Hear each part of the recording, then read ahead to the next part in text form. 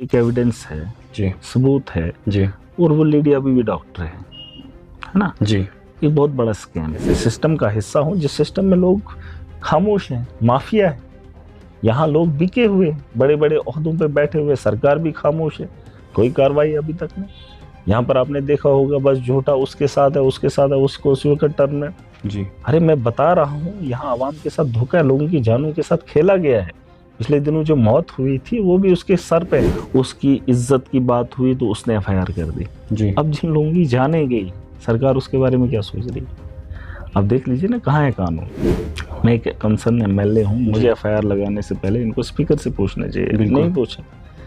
लेकिन एक लेडी ने फ्रॉड डॉक्यूमेंट्स लगाकर डिग्री हासिल की और उसके बाद एक प्राइवेट नेक्सस चलाया, उसके बावजूद भी उसके खिलाफ कार्रवाई नहीं, है ना। ये चीजें आपको देखनी है कि हम कहाँ हैं। सिविल सोसाइटी डोडा की है, उन्होंने आपके अगेंस्ट बयान दिया कि महराज मंदिर की वर्डिंग जो है ये ठीक नहीं है, उनको अपनी जो है वर्डिंग जो है वो ठीक करनी चाहिए। देखिए, मैं ऐसे किस तरीके मुकाम से पे देखते खड़ा हूँ जहाँ पे पहुँचने के लिए लोग शौक रखते हैं। हैं? जी वो आज तक नहीं कहूँ कि पीछे चले हैं, मुझसे सवाल क्या पूछे। बहरहाल जो ताकत से हमने जवाब देना चाहिए था वो नहीं दिया, सरेंडर हो गए, पीछे हट गए। अब विदेशों के अंदर जाकर हम पर हमला हुआ और हमने जब हमले का जवाब दिया तो उसको बताने के लिए हमें विदेशों में जाना पड़ रहा है कि हमने नहीं हमला किया, पहले उन्होंने किया, फिर जाके हमने किया। अभी हम जम्मू कश्मीर की डिस्ट्रिक्ट डोडा में हैं और हमारे साथ खास बातचीत करने के लिए है एमएलए डोडा महराज मलिक साहब। सर बहुत बहुत शुक्रिया, आपने हमें वक्त दिया। सबसे पहला सवाल मेरा ये रहेगा, जिस तरीके से अमित शाह जी ने कहा कि ऑपरेशन सिंदूर के बाद जो एक सबक मिला है पाकिस्तान को, और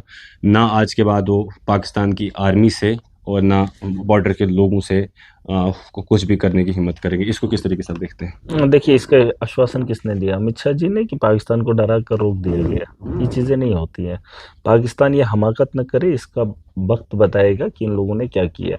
बहरहाल जो ताकत से हमने जवाब देना चाहिए था वो नहीं दिया, सरेंडर हो गए, पीछे हट गए। अब विदेशों के अंदर जाकर हम पर हमला हुआ और हमने जब हमले का जवाब दिया तो उसको बताने के लिए हमें विदेशों में जाना पड़ रहा है कि हमने नहीं हमला किया, पहले उन्होंने किया, फिर जाके हमने किया।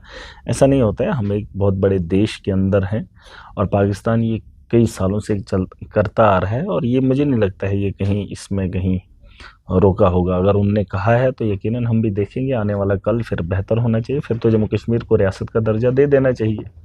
अगर इतने यकीन के साथ ये बात हो रही है तो जम्मू कश्मीर को दर्जा दे दीजिए। आप एलओसी भी गए, पुंछ भी गए, उड़ी का दौरा भी आपने किया, आपने खुद वहाँ की हालात देखी।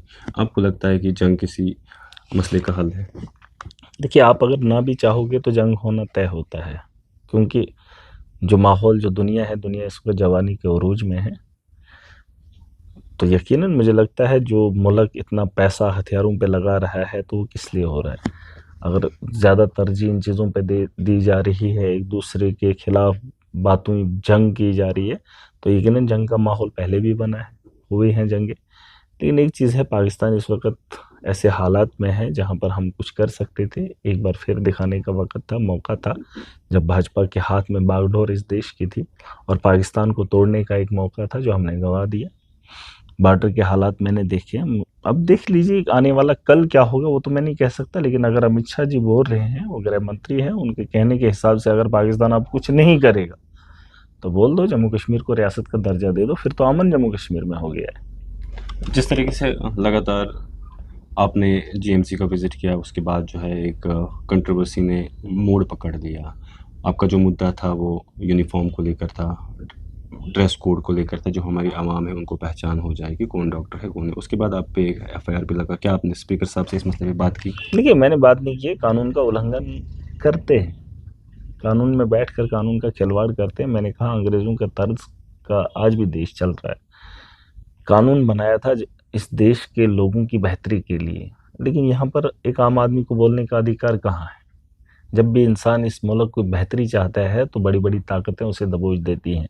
अभी वो लोग जने ही नहीं हैं जिन लोगों ने कुर्बानियाँ दी थी, जिन्होंने सपने देखे थे कि हमारा एक मुल्क जी होगा, खुशहाली होगी, जहाँ लोगों की सुनवाई होगी, मजलूमों पे जुल्म नहीं होगा। जी लेकिन वैसा देखने, किताबों में लिखा है, कानून में लिखा है, और कानून जो है मजलूम के लिए, अमीरों का शौक रहा है ये। जिसके पास पैसा है वो कानून का सहारा लेकर किसी को भी नीचा दिखाने की पूरी कोशिश करता है। अभी तक इस कानून से उम्मीदें कम रही हैं, क्योंकि जी कानून में लोग बैठे वो इंसाफ नहीं कर पाते। जब मर्जी करती है तब ये चीज़ें होती हैं, कानून के साथ खेलना इनका शौक रहा है।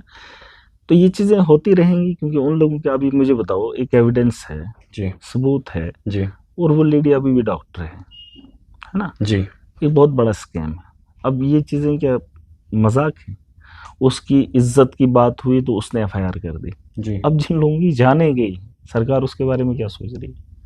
अब देख लीजिए ना, कहाँ है कानून? बिल्कुल मैं एक कंसर्न एमएलए हूँ, मुझे जी एफआईआर लगाने से पहले इनको स्पीकर से पूछना चाहिए, बिल्कुल नहीं पूछा। लेकिन एक लेडी ने फ्रॉड डॉक्यूमेंट्स लगाकर डिग्री हासिल की और उसके बाद एक प्राइवेट नेक्सस चलाया, उसके बावजूद भी उसके खिलाफ कार्रवाई नहीं, है ना? ये चीज़ें आपको देखनी है कि हम कहाँ हैं। आपने जो डॉक्यूमेंट्स अपने सोशल मीडिया हैंडल पे अपलोड किए हैं उनकी वेरिफिकेशन आपने करा ली? वो वेरीफाइड है ऑलरेडी, वो मैंने नहीं किया है, वो गवर्नमेंट ऑफिशियल्स ने किया है, जिसमें डीसी वगैरह हैं, एसडीएम वगैरह हैं, बहुत सारे लोग हैं, उनके नाम वगैरह उसमें दिए हैं। वो मैंने कोई वेरीफाई नहीं किया है कि इसका आरबीआई फेक है कि नहीं। जी मैं कौन होता हूँ? मैं तो उसको जानता भी नहीं, मैंने तो जिंदगी में उसे नहीं देखा है जिस डॉक्टर की मैं बात कर रहा हूँ। जी जी उसके डॉक्यूमेंट्स कहते हैं और उसकी वेरिफिकेशन कश्मीर में हुई है, मैंने नहीं की है। मैं वही कह रहा हूँ कि वैसी लेडी के खिलाफ क्या कार्रवाई हुई, जी क्या कार्रवाई हुई? अगर कानून है तो फिर उसके लिए भी होना चाहिए, बिल्कुल तो क्यों नहीं है? अगर मैंने जुबान से कुछ बोला तो उस पर एफआईआर लगी, अगर मैंने उसी पेज पे वो चीजें डाली, जी एविडेंस है, अगर वो झूठ है तो मेरे खिलाफ कार्रवाई बन सकती है, जी मैं किसी को गलत इल्जाम। लेकिन अगर वो सच है तो आपने क्या किया? मैं इस एक ऐसे सिस्टम का हिस्सा हूं जिस सिस्टम में लोग खामोश हैं, माफिया है, यहाँ लोग बिके हुए हैं, बड़े बड़े ओहदों पे बैठे हुए, सरकार भी खामोश है, कोई कार्रवाई अभी तक नहीं। यहाँ पर आपने देखा होगा, बस झूठा उसके साथ है, उसके साथ है, उसको उसी वक्त टर्मिनेट। जी अरे मैं बता रहा हूँ, यहाँ आवाम के साथ धोखा है, लोगों की जानों के साथ खेला गया है। पिछले दिनों जो मौत हुई थी वो भी उसके सर पे है, वो भी उसके हाथों में हुई है, और वो उसकी नाअहली से हुई है। वो जो डॉक्टर ही नहीं, उसने फ्रॉड किया है, और उसी तर्ज पे लोगों की जो जाने गई है उसका जवाब कौन देगा? ये चीजें भी देख लीजिए, कानून के साथ एक मजाक किया जा रहा है, कानून से खेला जा रहा है, लेकिन ऐसा नहीं है। हम लड़ाई लड़ेंगे, बेहतर मुस्तकबिल हमारा है और हमारी जिम्मेदारी हमारे कंधों पे है। आपने इसके रिलेटेड लेटर लिखा स्पीकर साहब को, उमर साहब को, सकीना इतू जी को, इस सब के बारे में जो यहाँ पर इंसिडेंट हुआ, जो देखिए, यहाँ पर अहंकार ड्रग्स है, चली? अहंकार है, डिप्रेशन में है, सरकार चलाने चाहते ही नहीं। मैंने उनको चिट्ठी लिखी, मेरी उनसे बात हुई, लेकिन अभी तक कुछ भी नहीं हुआ, कुछ भी नहीं हुआ। आप एक सरकार का हिस्सा हैं, इसलिए हाँ, आपने वही मैं उनको कह, नहीं नहीं, समर्थन दिया है, आपने उनको सरकार का समर्थन। हिस्सा मतलब ये थोड़ी है कि गरीबों के लिए ये सरकार बनी। ये आम आदमी के लिए सरकार नहीं है, बस कुछ लोगों का नशा है, उस वो पार्टी नहीं बनी, वो पार्टी बनी। लेकिन गरीबों के लिए कौन बना वो अभी तक जाहिर नहीं हुआ है, वो कोई सरकार अभी तक नहीं बनी है। वरना मेरे जैसे आदमी को पॉलिटिक्स में आने की क्या जरूरत है? जी अगर एक आम आदमी की सुनवाई किसी सरकार से उम्मीद लगाते तो यकीनन होता। जी ऐसा नहीं है, सरकार में बैठना मेरी मजबूरी है, मैंने कई बार कहा है। लेकिन सरकार में बैठे जिन लोगों ने एक बहुत बड़ा मैंडेट दिया है, जी उन लोगों को इस चीज़ के बारे में सोचना चाहिए। ठीक है, मैं उनकी पार्टी में से नहीं हूँ, लेकिन डिस्ट्रिक्ट के अंदर जेएमसी है, जी और जेएमसी के बारे में सोचेंगे, ये तो बीजेपी वालों को भी सोचना बनता है, बिल्कुल क्योंकि उनका एलजी है। ये दोनों लोग वही है, चाहे एनसी की बात करो या बीजेपी की बात करो, ये लोगों को राहत देने के लिए नहीं सोच रहे। इनको राजनीति करनी है, करें, लेकिन हम भी उस ऐवान का हिस्सा हैं, हम तो बोलेंगे। अब यहाँ नहीं बोलूंगा, अब मीडिया में आकर ये चीज़ें बात करना उतना जी जी जिम्मेदारी नहीं होगी। जब जिम्मेदारी लोगों ने दी है तो उस मुकाम पर जाकर उन लोगों से सवाल पूछूंगा मैं, और पूरी ताकत से पूछूंगा, और दुनिया सुनेगी कि असली मकसद क्या है। गरीबों के नाम पे वोट लेकर गरीबों को एक उम्मीद देना और फिर उस उम्मीद पे खड़ा ना उतरना, फिर कुछ दलालों के साथ खड़ा होना, सरकार की खामोशी रहना, और फिर मंत्रालय में बैठकर उस मंत्रालय से भी इंसाफ ना होना, जी तो ये कहीं ना कहीं नाकामी। और ये कश्मीर के लोग जवाब देंगे। मेरा क्या है, मैंने सवाल उठाना था, आवाज उठानी थी, मैंने उठा ली, मैंने जी लीडर हूँ, मेरा मकसद था सरकार तक बात पहुंचाना। लेकिन सरकार की खामोशी अगर है तो कश्मीर के लोग बताएं जिन लोगों ने 42 सीटें ली हैं, जी कश्मीर के वो लोग बताएं, सीएम साहब बताएं जिसने उसको उस ओहदे पर बिठाया है, उसकी जवाबदेही बनती है। ये कश्मीर, जम्मू कश्मीर का एक हिस्सा है, एक डिस्ट्रिक्ट है, और एक डिस्ट्रिक्ट के अंदर अगर इतनी धांधली है तो मैडम खामोश क्यों है? जी खामोश क्यों है? ये सवाल आप भी पूछ सकते हैं, ये एनसी के उन लोगों से पूछ लीजिए ना। आप सरकार में है और मेरा सरकार का हिस्सा, और उसके बावजूद इतना एविडेंस होने के बाद भी कार्रवाई अगर नहीं हो रही, नाअहली है, नाअहली है। आप ये जरूरी मत समझिए कोई इतनी बड़ी पोस्ट पे बैठा है तो फिर वो लोगों के हित में काम करेगा या देश के हित में काम करेगा, जी ये जरूरी नहीं है। कुछ लोग अपना घर बचा रहे हैं और कुछ लोग अपना घर बना रहे हैं। एनसी शायद घर बना रही है और भाजपा घर वो बचा रहे हैं और ये बना रहे हैं। ये एक सिंपल फंडा है इनका। आज उनका दौर है, वो मजे उठाएंगे, कल दूसरे का आएगा, दूसरा मजे उठाएगा, लेकिन गरीब के साथ खड़ा कौन होगा वो आज तक कोई नहीं आया। जब आपने आवाज़ उठाई तो हमने देखा किस तरीके से लोग बढ़ चढ़ के आ गया है, उन्होंने आपकी सपोर्ट की कि जो भी महराज साहब ने किया है वो बिल्कुल ठीक किया है। मगर कुछ लोग अभी भी इसके बीच में हैं, जिस तरीके से हम कहेंगे सिविल सोसाइटी डोडा की है, उन्होंने आपके अगेंस्ट बयान दिया कि महराज मलिक की वर्डिंग जो है ये ठीक नहीं है, उनको अपनी जो है वर्डिंग जो है वो ठीक करनी चाहिए। देखिए, आप मैं ऐसे किस तरीके मुकाम से पे देखते खड़ा हैं? हूँ जहाँ पे पहुँचने के लिए लोग शौक रखते हैं। जी, वो आज तक नेताओं के पीछे चले हैं, मुझसे सवाल क्या पूछेंगे। मैं सूझबूझ वाला आदमी हूँ, ऐसी मुकाम पे बैठा हूँ जहाँ मैं जिम्मेदारी उठाया हूँ और लाखों लोगों की उम्मीदें हैं मुझसे। जी, मैं ऐसे उठाकर बिठाया नहीं गया हूँ, मैं चल कर बिल्कुल। आया हूँ और यहाँ पर बैठा हूँ। जो लोग मुझसे सवाल कर रहे हैं वो मेरे सिलेबस में है ही नहीं। अगर वो सिलेबस के लोग होते तो आज महराज इस ऐवान का हिस्सा नहीं होता और इस कुर्सी पर नहीं होता। जी, अरे यहाँ पर लाने के लिए आपको पता नहीं किस किस से पूछना पड़ता है, और मैं आवाम से पूछ कर और अपने पाँव से चल कर पहुँचा हूँ। और मैं उन लोगों को जवाब दूँ जिनको वोट देने का पता ही नहीं वोट किसको देना है। उन बेचारों को क्या करना है उनको छोड़ दीजिए। असल में जो मैं कर रहा हूँ जी। मुझे पता है ये मेरी आवाम की बेहतरी है और इसी से हमारा मुस्तकबिल बेहतर होगा। जीएमसी में क्या कंडीशन है अभी उसके बाद कि क्या कुछ जो पेशेंट वहाँ पे गए? देखिए जितना हमने एक फीडबैक, वीडियो भी परसों देखी जिसमें आप लाइव में भी वो कह रहे थे, वो कहने लगा कि मैं जब डॉक्टर के पास गया उसने कहा कि आप जी नाई के पास चले जाओ। देखिए ये इसमें कितनी पुराना सच्चाई सिस्टम है? है, पुराना सिस्टम है, ये सच्चाई है, इसमें कोई दो राय नहीं है। बहुत सारे लोगों के अभी तभी तो देख लेते ना आप, जिस दिन मैं लोगों को बुलाऊंगा देख लेना। जी, फिलहाल तो उस दिन जो हुआ वहां पुंछ से आ रहे थे, बिल्कुल, रामबन बानिहाल बिल्कुल, से लोग और बिल्कुल। कुछ आ भी गए थे, जी, क्योंकि उन लोगों को पता नहीं था कि डिटेन हो गए, फिर ऐसा होगा वैसा होगा। आधे लोग तो पहुंच ही गए थे, जी, रास्ते से चल ही रहे थे, कश्मीर से लोग आ रहे थे। बात वो नहीं है, क्योंकि ये नो नेक्सस है, ये हर जगह परेशानी हो रही है। अभी आहिस्ता आहिस्ता ठीक किया जा सकता। सरकार में बैठे लोग, सरकार के लोग कर सकते थे, लेकिन जी, वो नहीं कर रहे। बिल्कुल। अब मैंने कहा है कि जो लोग हमारी सोच के हैं, जो लोगों को राहत देने के लिए देना चाहते हैं, हुँ, सरकारों से उम्मीद रखते हैं, मैं चाहता हूं कि अगर वो लोग देख रहे हैं कि सरकार कुछ भी नहीं कर रही है, अमली जामा नहीं पहना पा रही है, तो हम चाहते हैं कि वो सोच वाले लोग इकट्ठे हो जाएं, हर डिस्ट्रिक्ट से, हर इलाके से, ब्लॉक से वो उठकर चले आए। जी, हम एक जंग लड़े, सरकार में बैठकर आवाम के साथ मिलकर जी, इस जम्मू कश्मीर को चलाएं। जरूरी नहीं है सरकार में बैठकर, जी, सरकार के बाहर एक ऐसा गिरोह बने जो सरकार अगर ना करे तो हम लोग मिलकर उस सिस्टम को रन करें। जी, हम इन लोगों को याद दिलाएं, देखिए सरकार को ज्यादा काम नहीं करना है, जी, जी। सरकार को यही काम करना है, जो आपके पास मैन पावर है उसको इस्तेमाल कराओ, हुँ, उससे काम ले लो। जी, जैसे एक मजदूर आता है, मजदूर के साथ दिन भर बैठना है, 5 मजदूर लगाए हैं, 10 लगाए हैं, उनके साथ एक जिम्मेदार है। तो हम जिम्मेदार हैं, हमें उन लोगों से काम लेना है। और हमारे मेरी ताकत क्या है, मतलब मैं एमएलए अगर बनाऊं, क्यों बनाऊं? ताकि मैं इन चीजों पर ध्यान दूं और लोगों को उन जगहों से फायदा दिला दूं। जी, तो वही लोग मुझसे चाहते हैं, हॉस्टल के अंदर एक गरीब का इलाज हो, वो चाहते हैं बिल्कुल, मुझसे, और बिल्कुल। मेरा काम है उन लोगों को बताना। अब मैं एक एक का फोन नहीं कर सकता। नहीं, बिल्कुल। किसी भी दफ्तर के अंदर किसी एक मजबूर का काम है तो उसकी मजबूरी ना बने, वो मेरे से चाहता है कि यहाँ पर मुझे तकलीफ ना हो, इसलिए मुझे फोन करता है। मैं जी, चाहता हूँ उस सिस्टम को ठीक करें, हुँ, लेकिन उनकी नीयत ही नहीं है ठीक करने की। आज से पहले जो नेता आते थे, हर डिपार्टमेंट के साथ पत्ती हुआ करती थी, जी, कमीशन बेसिस पर नेता उनको बुलाते थे, फलाने डिपार्टमेंट से इतना लाओ उतना लाओ, तो काम चलता था। जी, हमारा तो धंधा नहीं है, हमने आला लेना कहा है, मुझे कुछ नहीं चाहिए, लेकिन मेरी आवाम के लिए आपको हाजिर रहना पड़ेगा।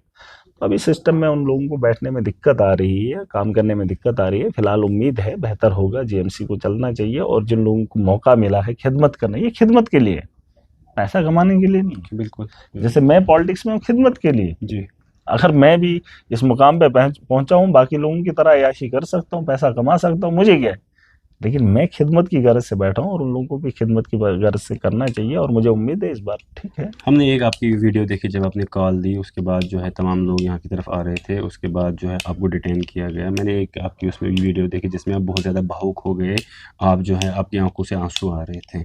आप मुझे बताइए कि किस तरीके से उस पल को देखते हैं? जिस तरीके से एक साइड पे आपने कॉल दी थी, एक साइड से आप यहाँ आ देखिए, रहे थे, एक तरफ से मुझे आप भावुक हो रहे थे, भावुक वो नहीं, लोग मुझे दुख इस बात का था, लेकिन लाखों लोग परेशान हैं एक आदमी की वजह से। बजाय एक आदमी पे उंगली उठाने से लाखों लोगों को दबोचा जा रहा है, और ये लोकतंत्र है और ये जमहूरियत है, और इसका मैं हिस्सा हूँ। बस मुझे उसकी घुटन हो रही थी कि मैं ऐसे मुल्क में रह रहा हूँ जहाँ ये चीज हो रही है, और ये बड़े बड़े दावे करते हैं लोकतंत्र के, जमहूरियत के, इलेक्टेड रिप्रेजेंटेटिव के, और वो भाजपा के लोग मतलब देश के अंदर एक डर का माहौल बना रहे हैं। जैसे आपने पहले ही कहा कि अमित शाह जी ने बोला कि अब पाकिस्तान ये करेगा। अरे ये तो हम लोग कह रहे हैं नहीं करेगा, उनसे आपने पूछा? वही बात ये है जी कि आपने कहा जमहूरियत है, लोकतंत्र है, हमने चुनाव करवाया। अरे जो चुने हुए लोग हैं उनकी बात की मनमानी हो रही है, और आपके लीडर ये बीजेपी के लीडर जी जो मुलाजमों को साथ मिलकर काम करना चाहते हैं। अरे तुम मुलाजमों से काम नहीं करवा सकते हो क्योंकि तुम्हें अकल ही नहीं है। उनको पता ही नहीं कि मुलाजिम से काम क्या लेना है, उससे क्या करवाना है। वो उनके साथ यारी दोस्ती रखते हैं तो चलाते हैं सिस्टम। वो डिप्रेस करने के लिए पब्लिक को दिखाते हैं कि नहीं, जब तक ना हम फोन करें तब तक इलाज नहीं होगा, जी हम जब तक फोन पुलिस स्टेशन में करेंगे तब तक आपकी एफआईआर नहीं लगेगी। अरे ये तरीका है आपका? लोकतंत्र है भाई, जमहूरियत है, कानून है, सबके लिए है, जी लेकिन इन्होंने सारा कंट्रोल में रखा है।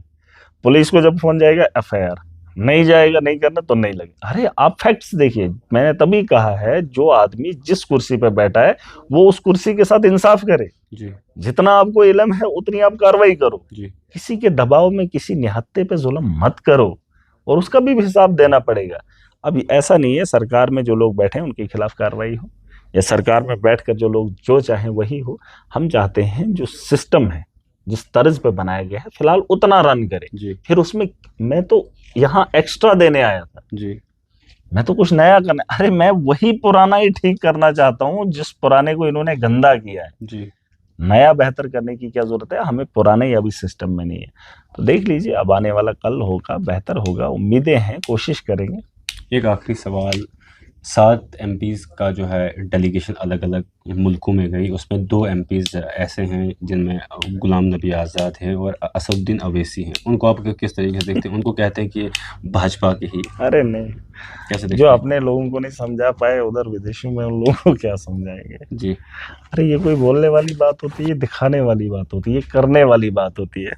जो लोग अपने लोगों को समझा नहीं पाए वहां जाकर क्या ही उन लोगों को बताएंगे, तो उससे क्या वो चीजें हो जाएंगी। वो तो विदेश में कूटनीति के मामले में अगर आप मोदी जी को देखेंगे, सबसे ज्यादा यात्रा उन्होंने की है। जी फिर समझा पाए क्यों बैन अवी सतह पर हम लोग कमजोर पड़ गए? जी क्यों? अरे ये चक्कर लगाने से, नेता भेजने से बात नहीं बनती है। हमको वैसा करना पड़ेगा, दुनिया को देखना खुद देखेगी, जैसे मैं करता हूँ। आप करो तो लोग देखेंगे, जी लेकिन अगर आप झूठ का चोला पहनोगे फिर लोगों को समझाओगे नहीं मैं सच्चा हूं, तो वो कोई नहीं मानेगा। और जिन लोगों को आपने भेजा वो अपने लोगों को समझा नहीं पाए, तो वो उन उन कंट्रीज को क्या समझाएं जहाँ उनका ठिकाना ही नहीं, जहाँ उनकी रात ही नहीं हो सकती। अपना अपना तरीका है जी, इसमें क्या बताएं। आज भाजपा की सरकार है, उन्होंने सोचा कि ये वाली नीति अपनाएंगे, कूटनीति, तो हो रहा है। मगर मेरा मानना ये है कि इस तर्ज पे नहीं होगा, हमें ताकत के साथ जवाब देना चाहिए। बहुत बहुत शुक्रिया हमसे बात करने के लिए। ये थे हमारे साथ एमएलए महराज मलिक, जिन्होंने हमारे साथ खास बातचीत की है। आप किस तरीके से इस चीज़ को देखते हैं, आपकी राय क्या होगी इस सब पे? आप अपनी राय भी हमारी कमेंट सेक्शन में जरूर रखिएगा। फिलहाल के लिए इतना ही, देखते रहिए स्ट्रेट टाइम्स।